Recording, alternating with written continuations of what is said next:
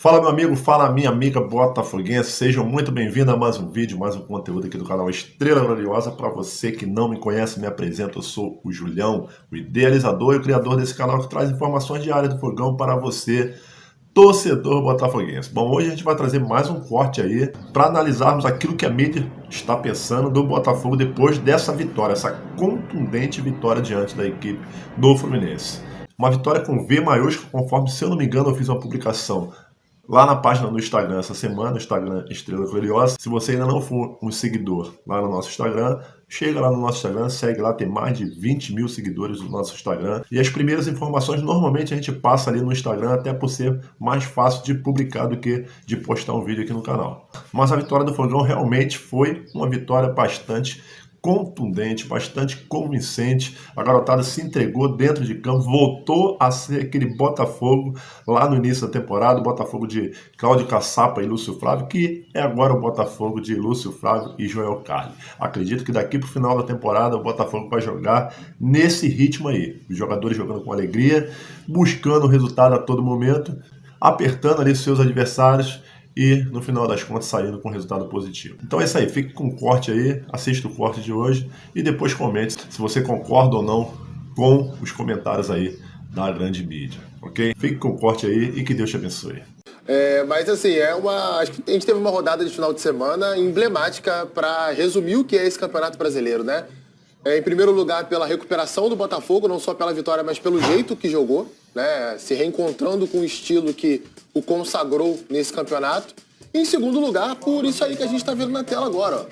Quem ganhou, além do Botafogo, nessa primeira página aí? O Fortaleza. O primeiro que aparece é o Fortaleza, é. Não, é o único. Ah, na primeira página toda. Eu digo, o primeiro entre os perseguidores que aparece é o Fortaleza. Exatamente. Só o Fortaleza que não estava no G6, entrou no G6 e tá aí longe do Botafogo, né? Aliás, agora todo mundo voltou a ficar longe do Botafogo. Mas acho que é um Brasileirão que a gente pode resumir. Essa 26ª rodada resume o que é o Campeonato Brasileiro de 2023.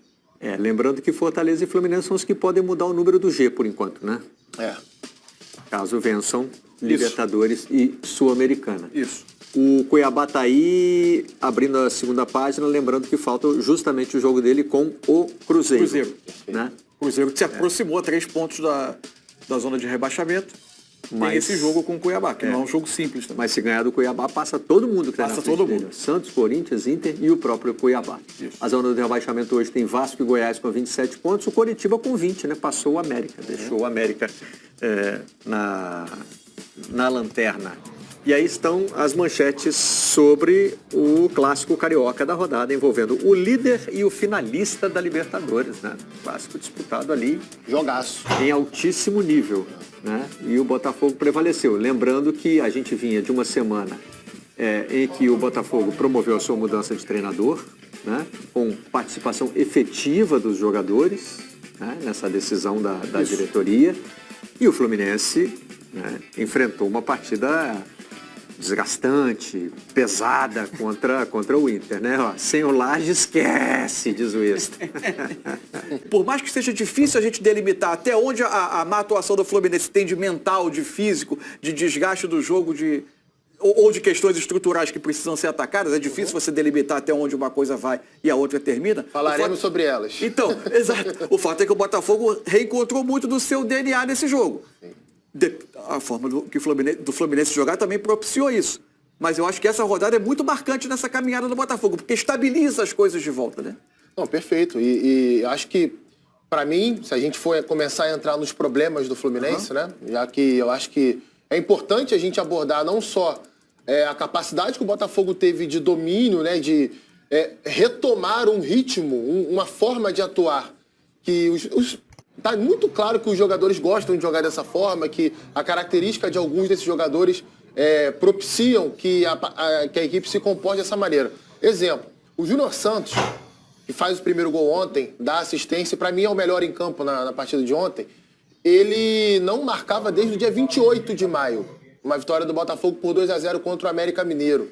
Além da questão da saída de bola que o Mansur frisou bem aqui, né, o Botafogo faz esse trabalho pelo menos até marcar o primeiro gol, depois recua um pouquinho mais o bloco de marcação. Mas me chama a atenção o quanto duas coisas aconteceram no Fluminense. Primeiro, A partir do momento que perdia a bola, uma demora muito grande a reagir. E aí a gente pode colocar algumas coisas para tentar explicar isso. Primeiro ponto para mim, talvez uma concentração um pouquinho mais baixa daquela que o time tem em jogos de maior mobilização, o que é natural, depois do que aconteceu na quarta-feira. E parte física também, né, que o jogo foi muito forte na última quarta-feira. Um outro ponto, né, que aí entra em conjunto com a dificuldade de proteger isso daí, ó, as costas do meio-campo, né? Então. As costas da zaga, da última linha. Mas as costas também da pressão quando você ia fazer no campo ofensivo. Pois é, era um time todo espaçado. E o lado esquerdo da defesa... Bem o Marlon, né? Não, muito mal, muito mal. E o lado esquerdo da defesa, não só com o Marlon, mas também com o Marcelo, né? Porque o Diniz, ele tem uma questão a resolver, Barreto. Agora, esse gol aí, né? Primeiro a gente fez questão de editar desde o começo da jogada para mostrar que ele surge, né? Na área do Botafogo, mas eu acho que tem que ser destacado também o domínio do Eduardo, Sim. Né? E a tranquilidade que ele teve. E os 2 gols do Botafogo foram marcados no limite do VAR, né? Sim. Ali, Centímetros. por um segundinho, né? Por isso que eu destaco a precisão também do passe do Eduardo. O domínio é muito bem feito e o momento é preciso. E no primeiro gol também, o Júnior Santos recebe já no limite da linha de impedimento. Agora, então, quer dizer, o Botafogo soube também foi muito bem o Eduardo administrar esses contra-ataques. Foi muito bem o Eduardo nesse lance, mas foi muito bem no jogo o Tietê. Sim, partidaça. Como esse homem que recebe saída da primeira pressão.